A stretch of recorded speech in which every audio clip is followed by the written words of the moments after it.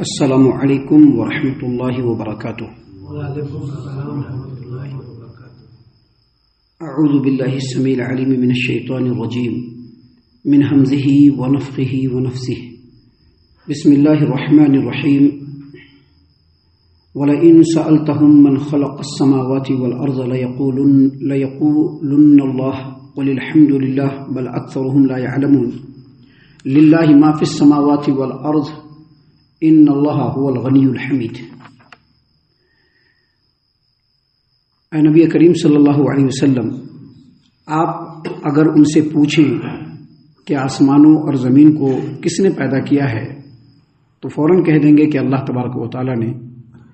آپ ان سے کہیے کہ سب تعریف اللہ تبارک و تعالیٰ کے لیے ہی ہے، لیکن اکثر لوگ جانتے نہیں۔ جو کچھ آسمانوں اور زمین میں ہے وہ اللہ کا ہی ہے۔ اللہ تبارک و تعالی بے شک بے نیاز ہے اور لائق حمد و ثنا ہے۔ محترم سامعین کرام، سورہ لقمان سورہ نمبر 31 اور اسی سورت سے آیت نمبر 25 اور 26، یہ دو آیات ابھی آپ کے سامنے تلاوت کی گئی۔ بفضل اللہ، بعون اللہ، بتوفیق اللہ، دونوں آیتوں کا ترجمہ آپ تمام کی خدمت میں پیش کیا گیا۔ سامعین کرام، یہ بات معلوم ہے کہ مکہ والوں کو، جو نبی کریم صلی اللہ علیہ وسلم کے زمانے میں تھے، ان کو مشرکین کہا جاتا تھا۔ مشرکین، ان کو مشرکین کیوں کہا جاتا تھا؟ ان کو مشرکین یا مشرک اس لیے کہا جاتا تھا کہ ایک طرف وہ اللہ تبارک و تعالیٰ کے بارے میں بھی اعتراف کرتے تھے، جیسا کہ اس سے پہلے کئی آیتیں آپ کے سامنے پیش کی جا چکی ہیں۔ آیتوں کی تفسیر اور تشریح اور روایات پیش کی جا چکی ہیں کہ مشرکین مکہ مانتے تھے کہ اللہ تبارک و تعالیٰ خالق ہے، مالک ہے، رازق ہے۔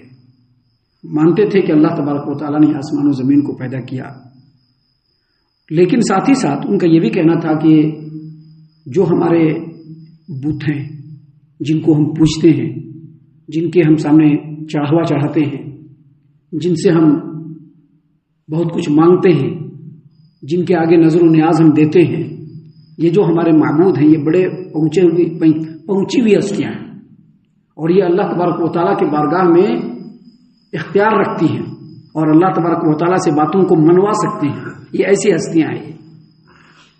سامعین کرام، یہاں پر یہ بات بتلانا مقصود نہیں کہ اتفاق سے مسلمانوں کے اندر بھی یہ بات ہے، یہ تو سبھی لوگ جانتے ہیں کہ جو عقیدہ ہے مسلمانوں کے اندر بھی ہے، لیکن یہاں پر اللہ تبارک و تعالیٰ نے اپنے پیارے رسول محمد عربی صلی اللہ علیہ وسلم کو مخاطب کیا اور ان سے کہا کہ وَلَئِن سَأَلْتَهُم مَّنْ خَلَقَ السَّمَاوَاتِ وَالْأَرْضَ، اگر آپ مشرکین مکہ سے پوچھیں گے کہ آسمانوں اور زمین کو کس نے پیدا کیا، آپ مشرکوں سے پوچھیں گے کہ آسمانوں اور زمین کو کس نے پیدا کیا، لَيَقُولُنَّ اللَّهُ، تو وہ لوگ کیا کہیں گے؟ اللہ تبارک و تعالیٰ۔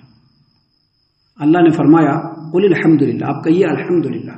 ایک بات ہمیشہ یاد رکھیے، یہ جو الحمدللہ کا جو یوز ہے عربی کے اندر، عربی لینگویج کے اندر، اس کی کئی وجہ ہیں۔ شکر کے ہی معنی میں آتے ہیں، لیکن آگے پیچھے کے جو سینٹینسز ہیں اس سے اس کا میننگ اور اس کا افیکشن جو ہے وہ بدلتا ہے۔ تو یہاں پر جو اللہ تبارک و تعالیٰ نے اپنے پیارے رسول محمد عربی صلی اللہ علیہ وسلم کو کہا کہ قل الحمدللہ، آپ کہہ دیجئے کہ تمام تعریفیں اللہ کے لیے ہے، یہ اس وجہ سے ہے، اس کی وجہ یہ ہے، یعنی اللہ کی تعریف اس بات پر ہے کہ انہوں نے خود اعتراف کر لیا۔ کیا اعتراف کر لیا؟ اعتراف اس بات کا کر لیا کہ آسمان و زمین کا مالک اللہ تبارک و تعالیٰ ہے، اور جب انہوں نے اس بات کا اعتراف کر لیا کہ آسمانوں زمین کا مالک اللہ تبارک و تعالیٰ ہے، خالق اللہ تبارک و تعالیٰ ہے، آسمانوں زمین کو اور کل کائنات کو پیدا کرنے والا اللہ تبارک و تعالیٰ ہے، تو اس اعتراف کے بعد، اس ایکسپٹ کر لینے کے بعد جو اس کا لازمی نتیجہ نکلتا ہے، یا تو یہ لوگ اس سے بے خبر رہنا چاہتے ہیں یا یہ بے خبر ہیں، بے خبر ہیں یا بے خبر رہنا چاہتے ہیں۔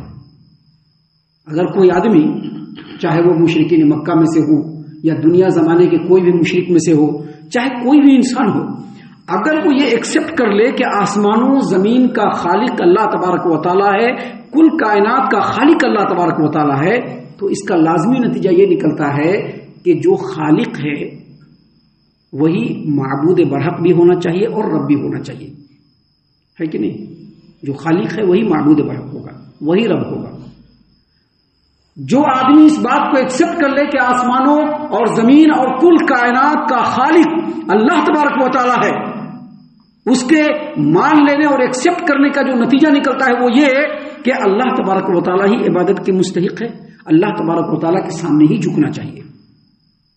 جو آدمی اس بات کو ایکسپٹ کر لیتا ہے کہ زمین و آسمان کا، آسمانوں اور زمینوں کا اور کل کائنات کا خالق اللہ تبارک و تعالی ہے، اس ایکسپٹ کرنے کا جو لازمی نتیجہ نکلتا ہے وہ یہ کہ اس کو ماننا چاہیے کہ وہی اللہ تبارک و تعالی تمام کائنات کا حاکم بھی ہے اور شارع بھی ہے۔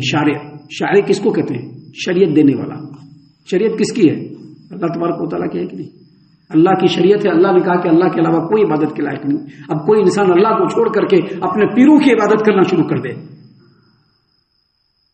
اللہ تبارک و تعالیٰ کے مخلوقات کی عبادت کرنا شروع کر دے، تو اس کو معلوم ہو جانا چاہیے کہ اگر اس نے ایکسپٹ کیا ہے کہ اللہ تبارک و تعالیٰ خالق کائنات ہے، آسمانوں اور زمین کا خالق ہے، کل کائنات کا خالق ہے، تو اس کے ایکسپٹ کرنے کا ایک نتیجہ یہ بھی نکلتا ہے کہ اس کو دعا اور فریاد کس سے مانگنا چاہیے؟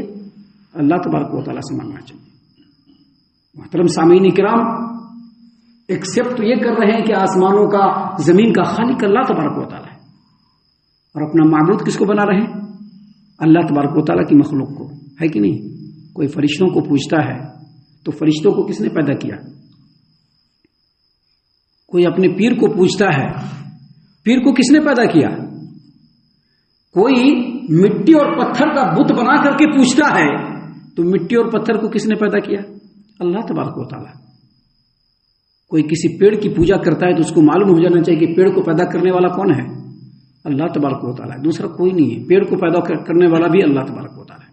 تو خالق اللہ تبارک و تعالیٰ اور معبود کس کو بنا رہے ہیں؟ مخلوق کو۔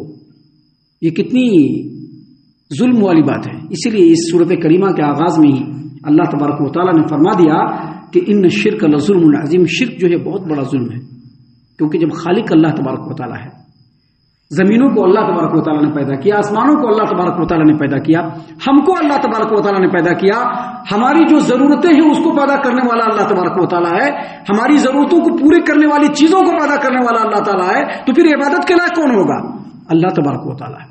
اللہ نے اسی بات کو یہاں پر بیان فرمایا کہ وَلَئِن سَأَلْتَهُم مَّن خَلَقَ السَّمَاوَاتِ وَالْأَرْضَ لَيَقُولُنَّ اللَّهُ قُلِ الْحَمْدُ لِلَّهِ بَلْ أَكْثَرُهُمْ لَا يَعْلَمُونَ۔ اگر آپ ان سے پوچھیں کہ آسمانوں اور زمین کو کس نے پیدا کیا تو وہ فوراً کہیں گے اللہ تبارک و تعالیٰ۔ آپ ان سے کہیے کہ الحمدللہ، سب تعریف اللہ تبارک و تعالیٰ کے، تم نے خود ایکسپٹ کر لیا کہ جو تم کہہ رہے ہو اور جو تم کر رہے ہو دونوں میں فرق ہے، تمہاری کتھنی میں اور تمہاری کرنی میں فرق ہے۔ تم کہہ رہے ہو کہ اللہ تبارک و تعالیٰ ہی خالق ہے، عبادت کر رہے ہو اللہ کی مخلوق کی۔ تو اس آیت کریمہ میں اللہ تبارک و تعالیٰ نے اپنی خالقیت کو ثابت کر کے اسی کی بنیاد پر جو اللہ تبارک و تعالیٰ کے علاوہ غیروں کی جو عبادت کی جا رہی ہے، ان کے سامنے جو جھکا جا رہا ہے، ان کے آگے جو نظر و نیاز چڑھائی جا رہی ہے، ان سے جو اپنی مرادیں مانگی جا رہی ہیں، جو یہ شرک ہے، اس شرک کے باطل ہونے پر اللہ تبارک و تعالیٰ نے اپنی خالقیت سے دلیل پیش فرمائی ہے اور کہا اللہ تبارک و تعالیٰ نے وَلَكِنَّ بل اکثرهم لا يعلمون، بلکہ اکثر لوگ نہیں جانتے۔ اس کا مطلب یہ ہے کہ جاننا ہے۔ یہ قرآن کریم اللہ نے اسی لیے نازل فرمایا ہے کہ اس قرآن کریم کی روشنی میں جاننا ہے کہ ہمارا خالق کون ہے۔ بات سمجھ میں آئی نا؟ ہمارا خالق کون ہے ہم کو کہاں سے معلوم چلا؟ اسی قرآن کے ذریعے سے نہیں، نبی نے کہاں سے بتلایا؟ اسی قرآن کریم کے ذریعے سے۔ تو اللہ نے اپنی اس آیت کریمہ میں اپنی خالقیت کو ذکر کر کے اس کی بنیاد پر شرک کے باطل ہونے پر اللہ تبارک و تعالیٰ نے دلیل پیش کر دی اور کہا کہ سب لوگوں کو جاننا چاہیے۔ اب جو اگلی آیت کریمہ ہے اس میں اللہ نے فرمایا وَلِلَّهِ مَا فِي السَّمَاوَاتِ وَالْأَرْضِ إِنَّ اللَّهَ هُوَ الْغَنِيُّ الْحَمِيدُ۔ آسمانوں اور زمین اللہ تبارک و تعالیٰ کا ہی ہے۔ وَلِلَّهِ مَا فِي السَّمَاوَاتِ، جو کچھ آسمانوں میں ہے، جو کچھ آسمانوں میں ہے، آسمان اور جو کچھ آسمانوں میں ہے، والارض اور جو کچھ زمین میں ہے، للہ کس کا ہے؟ اللہ تبارک و تعالیٰ کا ہے۔ ان اللہ هو الغنی الحمید، اور بے شک اللہ تبارک و تعالیٰ بالکل بے نیاز ہے اور قابل تعریف ہے۔ سامعین کرام، سب سے پہلے یہاں پر یہ سمجھ لیجئے کہ اس آیت کریمہ میں اللہ تبارک و تعالیٰ نے اپنے مالک ہونے کے بعد دلیل پیش کیا ہے۔ مالک ہونے کے بعد کہا اللہ تبارک و تعالیٰ نے کہ آسمانوں زمین اور اس کے درمیان جو کچھ ہے یہ کل کائنات ہے، اس کا مالک کون ہے؟ اللہ تبارک و تعالیٰ۔ اللہ تبارک و تعالیٰ نے تمام چیزوں کو پیدا فرما کر کے سائڈ میں جا کر کے نہیں بیٹھ گیا ہے، ہمیشہ نگرانی کر رہا ہے، ہر چیز پر مکمل کنٹرول اور اختیار ہے۔ جس چیز کو اللہ تبارک و تعالیٰ جیسے چاہتا ہے تصرف کرتا ہے اور کرے گا۔ اللہ تبارک و تعالیٰ سے کوئی پوچھ نہیں سکتا ہے، یہ صرف اللہ کی صفت ہے۔ اللہ تبارک و تعالیٰ سے کوئی پوچھ نہیں سکتا ہے، ہر چیز پر، کائنات کے ذرے ذرے پر مکمل کنٹرول اور اختیار کس کا ہے؟ اللہ تبارک و تعالیٰ کا ہے۔ اللہ تبارک و تعالیٰ نے اس کائنات میں کسی بھی چیز کے اوپر کسی کو بھی مکمل شہنشاہیت کے ساتھ ملکیت نہیں دیا ہے کہ وہ جس چیز کو چاہے جیسے چاہے یوز کر لے۔ ہر چیز کو یوز کرنے کا ایک شرعی حد ہے جو اللہ تبارک و تعالیٰ نے مقرر فرما دیا ہے کہ یہ انسان کے لیے، لیکن انسان ان کو ایسے یوز کر سکتا ہے، اس سے آگے نہیں بڑھ سکتا ہے۔ گویا اللہ تبارک و تعالیٰ نے اپنی ملکیت کو سامنے رکھ کر کے یہ ثابت کر دیا کہ سب چیز کے اوپر جب اختیار اللہ تبارک و تعالیٰ کا ہے تو پھر اللہ کو چھوڑ کر کے باباؤں کی پوجا کیوں؟ جب حاکم اللہ تبارک و تعالیٰ تو اللہ کو چھوڑ کر کے دوسروں کے حکم کو کیوں مانیں گے؟ دوسروں کے حکم کو بس وہی مانیں گے جو شریعت کے مطابق ہوگا، جو نہیں ہوگا اس کو نہیں مانیں گے۔ کسی کے بھی حکم کو ایک ادنا آدمی آ کر کے بولے گا یہ اللہ کا حکم ہے، ماننا پڑے گا، ماننے کے لیے ریڈی ہیں۔ انہیں اپنی چاہت ہم کو نہیں منوا سکتا ہے، نہیں منوا سکتا ہے، اپنی چاہت نہیں منوا سکتا ہے، کیونکہ ہم اللہ تبارک و تعالیٰ کے غلام ہیں۔ ہم کیا کہتے ہیں اپنے آپ کو؟ عبداللہ کہتے ہیں کہ نہیں کہتے ہیں؟ عبداللہ کیا کہتے ہیں ہم؟ عبداللہ۔ اس کا مطلب کیا ہے؟ اللہ کا غلام ہے کہ نہیں؟ عبداللہ کا مطلب اللہ کا غلام۔ کسی آدمی کے نام کے ساتھ عبد رکھ سکتے ہیں کیا؟ نہیں رکھ سکتے ہیں، عبد صرف اللہ کے ساتھ رکھ سکتے ہیں۔ تو جب تمام چیزوں کا مالک اللہ تبارک و تعالیٰ ہے، ہر چیز کے اوپر کنٹرول اللہ تبارک و تعالیٰ ہے، تو قابل عبادت کون ہوگا؟ اللہ تبارک و تعالیٰ۔ خالق و مالک کون ہوگا؟ اللہ تبارک و تعالیٰ۔ رازق کون ہوگا؟ اللہ تبارک و تعالیٰ۔ سر کس کے سامنے جھکے گا؟ اللہ تبارک و تعالیٰ کے سامنے۔ حکم کے آگے کس کے سر جھکے گا؟ اللہ تبارک و تعالیٰ کے۔ ان تمام باتوں کو بیان کرنے کے بعد اللہ نے آگے کلیئر کہہ دیا ان اللہ هو الغنی، اللہ تبارک و تعالیٰ بے نیاز ہے۔ یعنی اگر اللہ تبارک و تعالیٰ نے اس کائنات میں کسی کو کچھ اختیار دیا ہے تو اس کا مطلب یہ نہیں ہے کہ وہ مالک و مختار ہو گیا، نہیں، بلکہ اس کا مطلب یہ ہے کہ اللہ تبارک و تعالیٰ کے وہ عادین ہے۔ اگر وہ اللہ تبارک و تعالیٰ کی اطاعت و فرما برداری نہیں کرتا ہے تو اللہ اس سے بے نیاز ہے۔ اللہ نے اگر اس روئے زمین پر انسانوں کو پیدا کیا ہے اور انسان اللہ تبارک و تعالیٰ کو چھوڑ کر غیروں کی پوجا میں لگا ہوا ہے، غیروں کے سامنے جھکا ہوا ہے، غیروں کے حکم کا غلام بنا ہوا ہے، تو اس کو معلوم ہو جانا چاہیے کہ اللہ تبارک و تعالیٰ بے نیاز ہے۔ پوری دنیا مل کر کے اللہ تبارک و تعالیٰ کی ملکیت میں سے ایک رتی بھی کمی نہیں کر سکتا ہے۔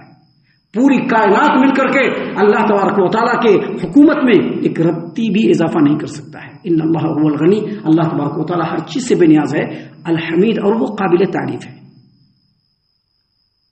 انسان نمک حرام اللہ تبارک و تعالیٰ کی تعریف کرے نہ کرے، یہ جتنی کائنات کی چیزیں ہیں سب اللہ کی تعریف کر رہی ہیں۔ پیڑ پودے اللہ کی تعریف کر رہے ہیں، یہ چڑیا اڑ رہی ہیں یہ بھی اللہ تبارک و تعالیٰ کی تعریف کر رہی ہے۔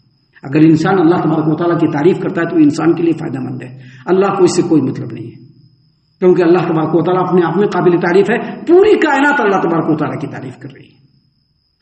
تو ان دونوں آیتوں میں اللہ نے یہ بتلایا کہ خالق و مالک اللہ ہے، تو معبود برحق بھی وہی ہے، لہذا ہمیں اللہ کی ہی عبادت کرنی چاہیے، اللہ کی عبادت میں کسی کو شریک نہ ٹھہرانا چاہیے۔ ہم اللہ سے دعا کرتے ہیں کہ اللہ تعالیٰ ہم تمام کو ان تمام باتوں کے اوپر خوب غور و فکر اور تدبر کرنے کے ساتھ ساتھ ان باتوں پر عمل کرنے کی بھی توفیق عنایت فرمائے، آمین۔ اللہ تعالیٰ ہم تمام کو صحیح معنوں میں پکا سچا مومن مسلمان بنائے، اللہ اور اس کے رسول صلی اللہ علیہ وسلم کی اطاعت و فرما برداری کرنے والا بنائے، صحابہ اکرام رضی اللہ عنہم کے طریقے پر چلنے والا بنائے، جنت الفردوس میں جگہ عطا فرمائے۔ اے اللہ ہم تمام کو جہنم سے پناہ دے، اے رب العالمین ہم تمام کو جہنم سے پناہ دے، اے مالک الملک ہم تمام کو جہنم سے پناہ دے، آمین یا رب العالمین۔ وما علینا الا البلاغ المبین۔ تبارك الذي نزل الفرقان على عبده ليكون للعالمين نذيرا